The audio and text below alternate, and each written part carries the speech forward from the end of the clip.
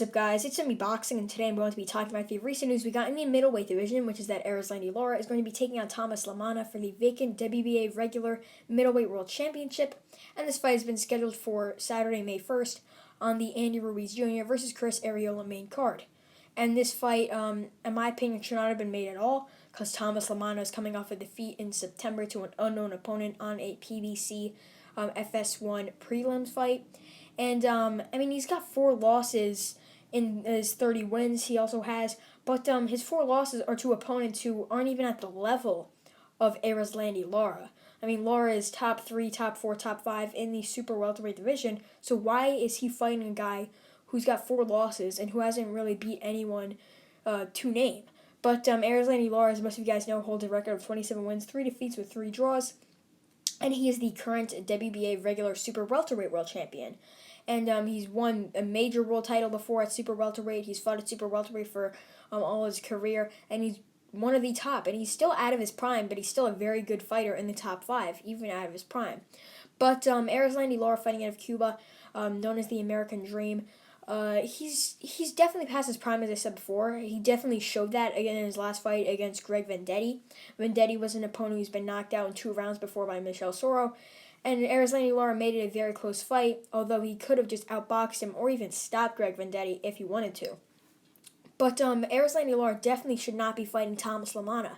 Recently the WBA put out their new rankings that Thomas Lamana is number 8 out of nowhere. And as most of you guys know, Erislandy Lara is the WBA regular champion, as I said before, at 154. So I could definitely see why a champion's moving up in weight to challenge for the title at the weight above, because that's always in boxing. Like Alexander Usyk, you see him challenging for the interim WBO title after being undisputed at cruiserweight. Like, that's fine. I'm fine with champions moving up in weight and fighting for the world title at the weight above. But Thomas Lamana to fight for a world title is just bogus. I just don't know why the WBA does this with their rankings. And if you just take a look at their rankings, you see Ryota Murata, the Japanese former Olympian, the super champion, recently got elevated. That means the regular title is vacant at the division, but the interim champion is Chris Eubank Jr., who's currently ranked number 1.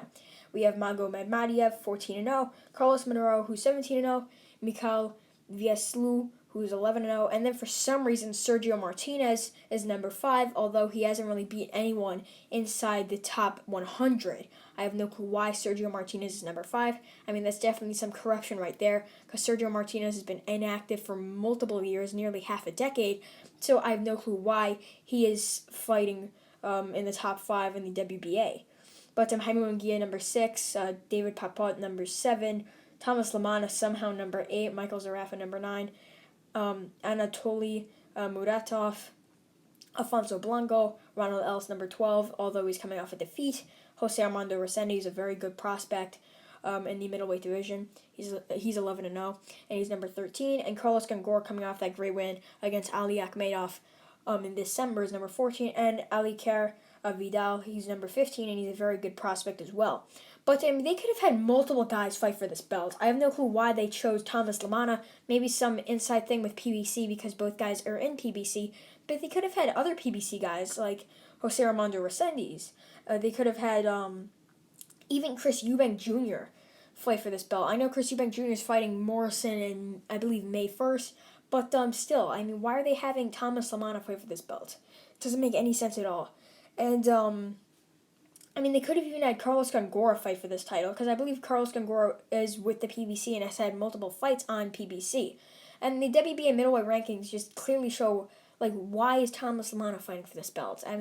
Comment down below why you think he's fighting for this belt, because I'm clearly perplexed, because I have no clue why a fighter with 4 losses, who's fought guys outside of the top 100 multiple times, is fighting for a world title. But, that's the WBA for you. They've been doing many things, especially in the heavyweight division, the welterweight division recently, that has been messing with champions and challengers and fighters like that.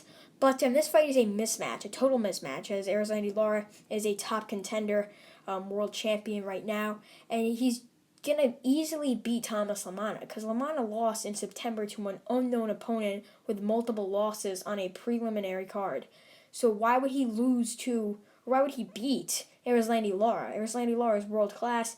He'll definitely outbox, probably stop Thomas Lamana, and it will be a very, very good win for Erislandy Lara is he'll become a middleweight world champion. And I forgot to mention that Erislandy Lara will become a two-time middleweight and super welterweight world champion after he beats Thomas Lamana in May.